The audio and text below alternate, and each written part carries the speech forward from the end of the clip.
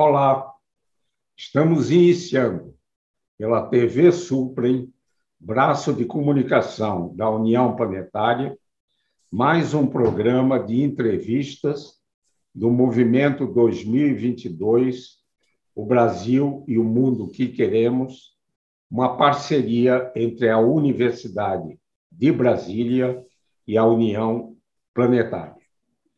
Hoje teremos o privilégio de conversar com o professor Daniel Togera Cara.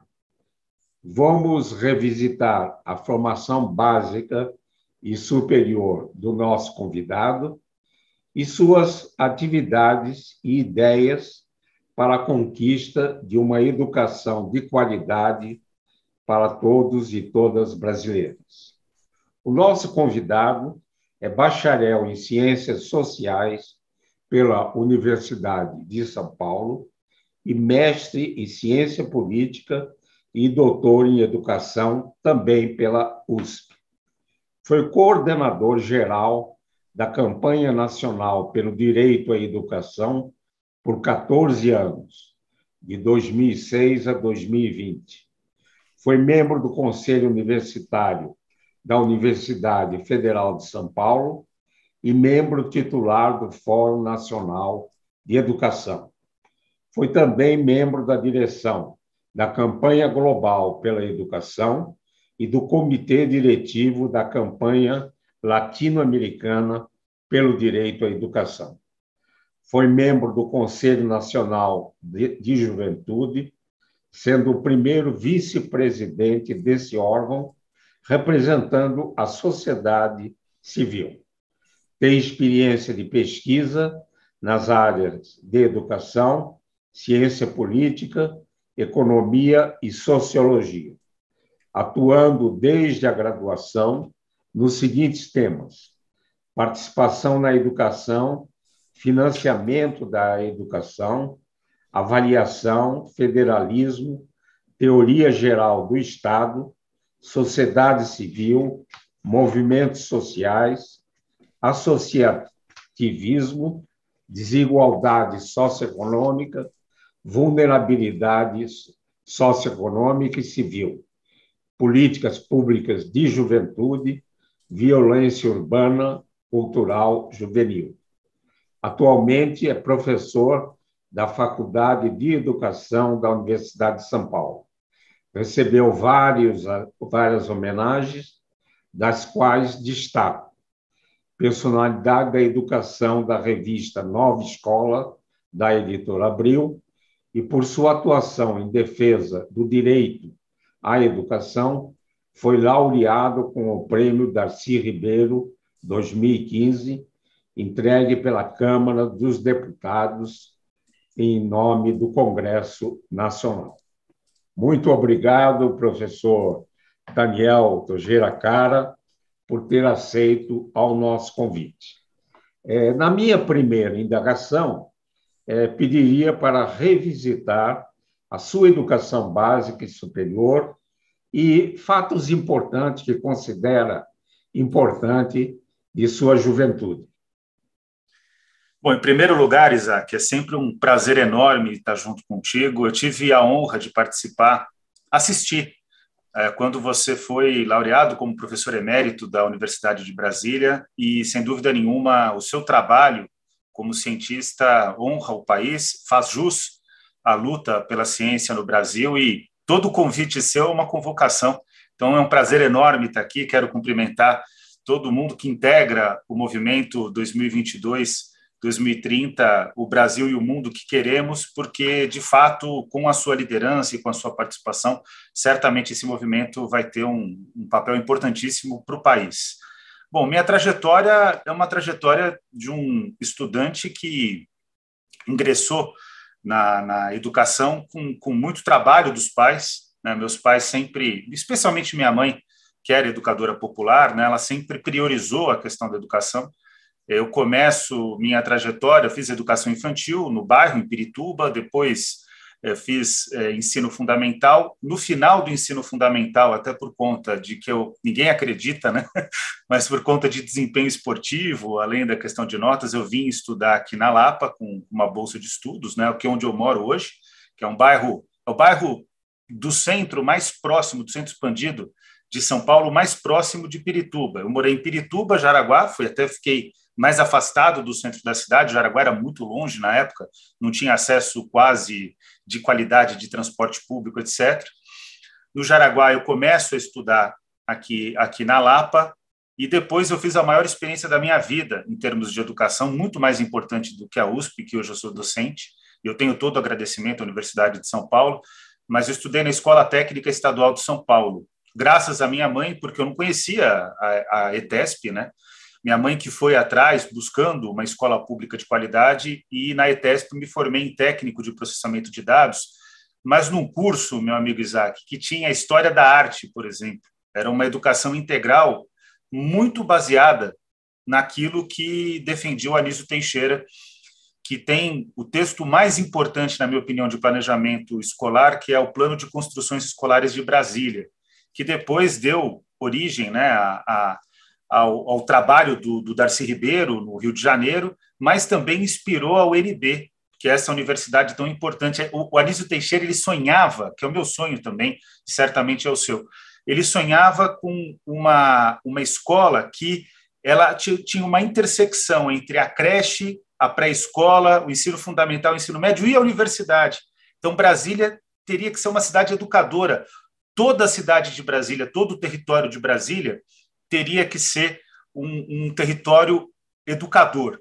E esse foi meu sonho. Eu conheci essa história a partir da ETESP, quando fui presidente do Grêmio 28 de março, o Grêmio Estudantil 28 de março, foi minha primeira participação política, né, eleito por uma chapa, né, eu era presidente e foi um prazer enorme. E aí depois eu ingresso na USP, técnico de informática, ingresso na USP, e na USP eu faço ciências sociais, faço iniciação científica com Lúcio Kovarik, que infelizmente nos deixou em 2020, professor titular da nossa faculdade, Filosofia, Letras e Ciências Humanas. E em 2014 eu conheço também um grande mestre, que é o Vitor Henrique Paro, que é meu orientador do doutorado. E aí, apaixonado ali pelo doutorado, eu decido incluir uma tarefa na minha vida, né, com a dedicação que é necessária, né, com a dedicação exclusiva, que é ser professor universitário, mas a militância não é uma questão de trabalho, é uma questão de cidadania. E eu permaneço fazendo esse trabalho de militância, lutando pelo direito à educação. Muito bem, muito bem. Atualmente, o caro amigo é considerado como uma das principais lideranças na conquista de uma educação de qualidade para as crianças e jovens do Brasil. E, durante 14 anos, dirigiu uma das principais entidades nessa luta, que foi a Campanha Nacional de Direito à Educação. Poderia destacar essa luta e as principais conquistas da campanha, como a implantação do mecanismo de custo-qualidade inicial? Vamos lá. Bom, a campanha, eu participei, Isaac, da criação da campanha. A campanha é fundada em 1999, mas ela vai à discussão na Ação Educativa, que era a organização que eu trabalhava como técnico de informática, participava do colegiado decisório da Ação Educativa. E em 98 eu participo da discussão em que aprova a construção da Campanha Nacional pelo Direito à Educação. Em 99 a campanha é fundada, eu sou militante da campanha na época, né, participo das discussões da campanha, e em 2006 eu ingresso na coordenação da campanha. Então eu fiz um trabalho de militância até ingressar na coordenação em processo seletivo, e a partir de 2006 nós conquistamos o Fundeb, o primeiro Fundeb, inclusive ganhamos o prêmio Darcy Ribeiro 2007 pelo Fundeb, depois o piso do magistério em 2008, a confirmação do piso do magistério em 2010, o Supremo Tribunal Federal, a lista é grande. Nós conquistamos a lei das cotas em 2012, ajudamos o movimento negro, colaboramos com o movimento do Sem Universidade. Depois, em 2013, a lei do petróleo para a educação, 2014, o Plano Nacional de Educação, E agora, em 2020, 2021, a promulgação da emenda 108 e a regulamentação do Fundeb. A emenda 108, que inclui, além do novo Fundeb, o custo aluno-qualidade inicial dentro da Constituição. O que é o CAC? Eu tive a honra, no dia 26 de agosto, inclusive, o Jornal Nacional vai explicar o que é o Fundeb, e o Jornal Nacional, eu faço parte da matéria, e eles assumem como a maior conquista dos últimos anos em relação à educação. O que é o CAC? É garantir que todas as escolas públicas tenham professores com uma remuneração condigna, garantir o número adequado de alunos por turma, garantir que todas as escolas públicas tenham biblioteca, laboratórios de ciências, e você sabe o quanto isso é importante, a tua luta de vida, né? Todas as escolas públicas com quadra poliesportiva coberta, internet banda larga, alimentação nutritiva, transporte escolar digno e recurso para o projeto pedagógico das escolas. Agora, isso precisa ser regulamentado, e a nossa luta é para que o custo aluno-qualidade seja regulamentado junto com o Sistema Nacional de Educação, que até o momento o Brasil tem desde 88, e olha só a importância disso, o Sistema Único de Saúde. E a gente precisa agora ter um Sistema Nacional de Educação, já está muito atrasado, a Constituição tem mais de 30 anos, a gente ainda não conseguiu constituir o Sistema Nacional de Educação, e o momento é agora, né? Nessa luta que nós estamos enfrentando no Congresso Nacional, mesmo diante de todas as loucuras do bolsonarismo. Essa missão da campanha me trouxe agora uma imagem, né, recente, da abertura de uma cratera na Marginal Tietê, impedindo o trânsito, né? E me veio à mente assim uma imagem que aquela cratera era educação brasileira, né? Um grande fosso e que está sendo reparada através de um aterro, né? Monumental, né? E a campanha tem feito esse aterro na cratera que é a educação brasileira, né? Então, a campanha desempenhou um papel importante no avanço da educação e, certamente, temos muito, a cratera ainda não foi consertada totalmente, né? E esses objetivos que mencionou, nós, juntos com as pessoas de bem da sociedade, vamos conquistar. No que diz respeito, professor Cara, à economia da educação, poderia indicar os caminhos a serem trilhados para o aperfeiçoamento das políticas educacionais e financiamento da educação? Esse eu acho que é o tema mais difícil que nós vivemos hoje. O Brasil, utilizar aqui o termo do professor Eleutério Prado, que é professor titular da Faculdade de Economia, Administração e Ciências Contábeis da USP, um grande colega, ele diz que o Brasil, desde 1990, vivia, de 90 até 2016, o neoliberalismo progressista, e que, a partir de 2016, ele vive o neoliberalismo intransigente. O que era o neoliberalismo progressista? Era a tentativa de, dentro do neoliberalismo, uma contradição, tentar implementar os direitos sociais inscritos na Constituição Federal, inclusive a educação. E que, a partir de 2016, isso é abandonado. O que acontece? Fazendo uso aqui também de um outro grande professor, esse eu tive como professor em sala de aula, Francisco de Oliveira, que infelizmente também nos deixou alguns anos atrás. O Chico de Oliveira, ele dizia que no modo de produção neoliberal, que é o que a gente vive, a educação ela vai se tornando antissistêmica, e também o investimento em ciência, tecnologia e inovação. O que isso significa? O Brasil abdicou do desenvolvimento. E o Brasil ele tinha e tem a chance de ser o país que determine no mundo um projeto de desenvolvimento sustentável, ou seja, um projeto de desenvolvimento que não agrida a natureza. E para isso é preciso ter educação.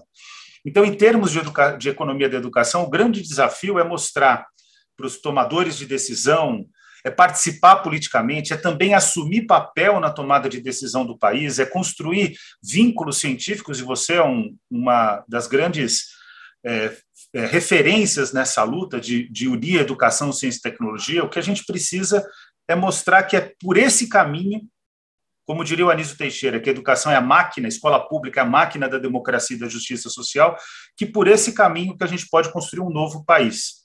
Então, concretamente, em termos de economia da educação, minha obsessão agora, Isaac, é fazer com que a gente compreenda, começar a debater, para além do financiamento da educação, que é por meio da educação, ciência e tecnologia que o Brasil vai se tornar uma economia complexa e que garanta a qualidade de vida para todas e para todos. Eu fui aluno do Paul Singer, e com o Paul Singer, palavras minhas e formulação minha, eu formulei a ideia de que a gente precisa inverter a lógica econômica. Em geral, as pessoas estão a serviço da economia, e eu quero construir, junto com amigos e parceiros, uma economia a serviço das pessoas. E essa é uma obra coletiva que eu vou dedicar minha vida daqui para frente, a partir da educação, ciência e tecnologia, para estabelecer uma economia a serviço das pessoas que garanta a qualidade de vida para o povo brasileiro. Perfeito. Eu acho que esse é o caminho, né, de um mundo civilizado, né, em que todos tenham a garantia do bem-estar e de sua própria conquista de sua própria felicidade. O professor Daniel Cara, em 2019, publicou um capítulo de livro intitulado Educação contra a Barbárie, por escolas democráticas e pela liberdade de ensinar. Poderia destacar os principais pontos desse trabalho? Esse trabalho ele reflete exatamente essa questão. Qual é o papel do direito à educação e do direito à ciência, tecnologia e inovação? E eu estou trabalhando numa linha, Isaac, de que o acesso à ciência, tecnologia e inovação é um direito. A gente está vendo o quanto isso é real na pandemia. Esse artigo é escrito até antes da pandemia. Se não fosse a ciência, as ciências, porque tem que colocar em plural, em muitos, e o plural é muito grande aí, certamente a gente estaria numa situação ainda mais calamitosa, muito pior do que aconteceu com a gripe espanhola, em termos de número de mortos e tudo mais. E o fato concreto é que esse capítulo, esse livro foi o livro mais vendido da educação nos últimos anos, né? Um livro editado pela editora Boitempo.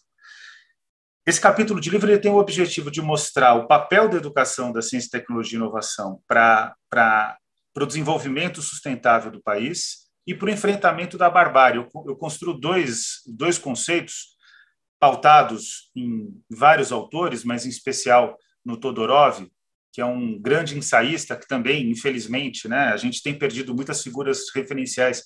Ele também nos deixou. O Todorov ele construiu o conceito de ultraliberalismo, que é pior do que o neoliberalismo, que é o que a gente vive hoje, e eu construí o conceito de ultra-reacionarismo. O Brasil ele vive uma interlocução entre ultraliberalismo e ultra-reacionarismo, e que o direito à educação, que busca ser impedido pelos dois, pelo ultraliberalismo e ultra-reacionarismo, ele é o caminho de enfrentamento dessas duas chagas que hoje dominam o país e assolam o país. Então, sendo bastante freiriano, a conclusão do artigo é que a esperança está na luta pelo direito à educação. E eu acredito nisso veementemente. O Paulo Freire, junto com Anísio Teixeira e Florestan Fernandes, em termos de luta pelo direito à educação, são as minhas três referências intelectuais. E eu tenho certeza que o Paulo Freire, que fez o centenário, a gente está no curso do centenário dele, né? Fez o centenário em 19 de setembro de 2021. Paulo Freire é, de fato, um filósofo da educação que traz uma esperança fundamental na ação. E é nisso que eu acredito e é nisso que eu deposito também a minha vida. Bom, professor Cara, o movimento 2022, 2030, o Brasil e o mundo que queremos, pretende envolver os jovens na construção de caminhos para termos um Brasil melhor e mais justo. Poderia, nesse final de programa, enviar uma mensagem para os jovens que nos assistem? Bom, em primeiro lugar, eu fui dos movimentos de juventude na década de 90 e nos anos 2000. E a gente lutou muito pelo Estatuto da Juventude, pelo direito dos jovens participarem. Hoje, eu integro uma iniciativa do Laureado com o prêmio Nobel da Paz, Kailash Satyarthi, que é um grande lutador, né? Inclusive tem frequentado muito Brasília. A próxima vez que ele vir para o Brasil, for para Brasília, eu faço questão de trazê-lo aqui no programa e de te apresentar, Isaac, para a gente trabalhar em conjunto.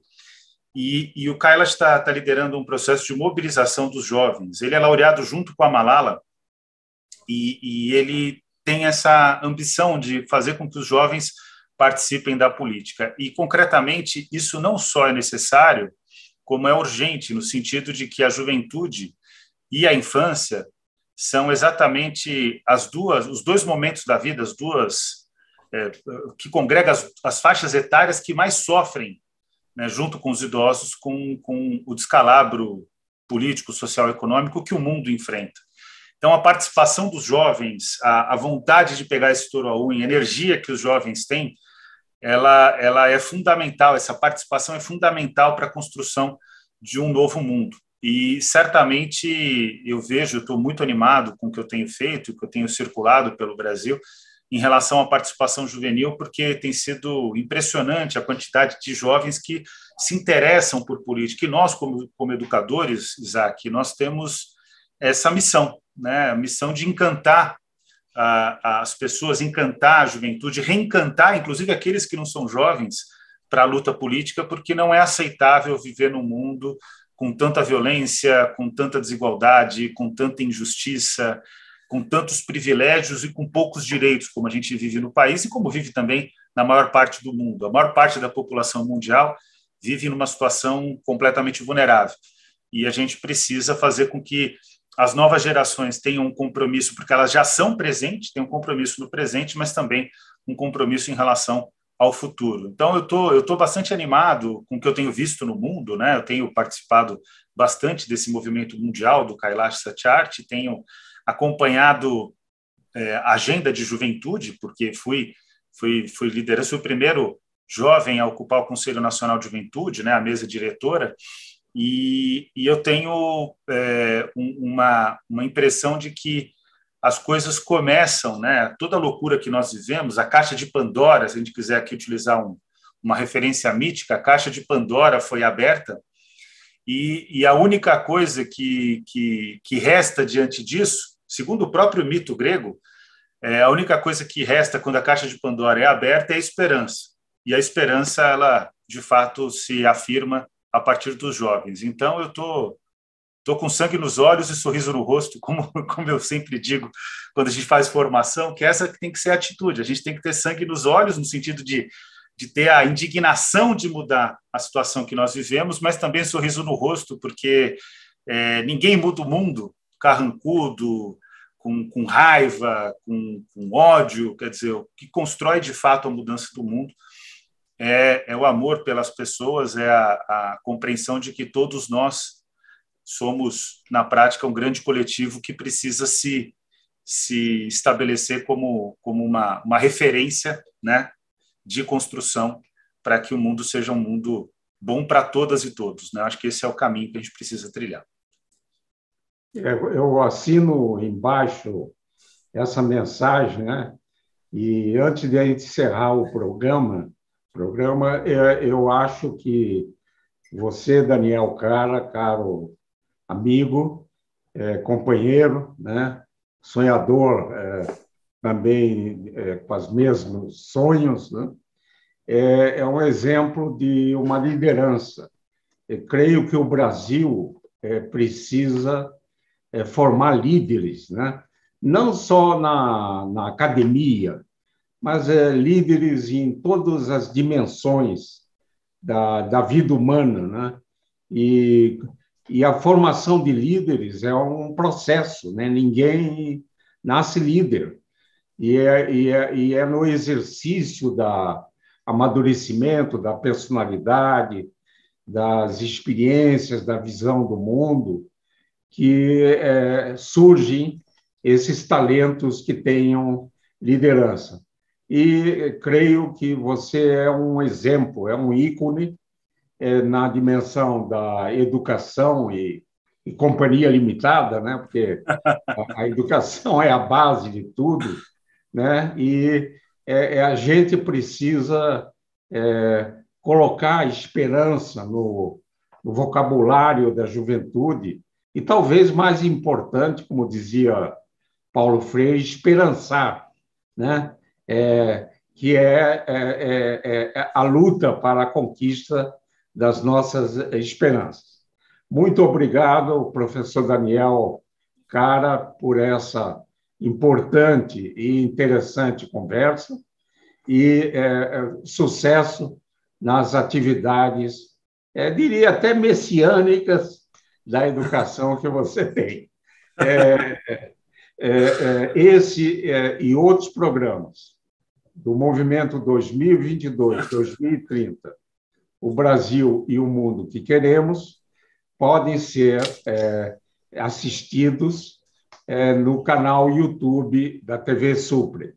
Gostaria de agradecer imensamente a atenção de todos aqueles que estiveram conosco e voltaremos a nos encontrar em uma próxima oportunidade. Até lá!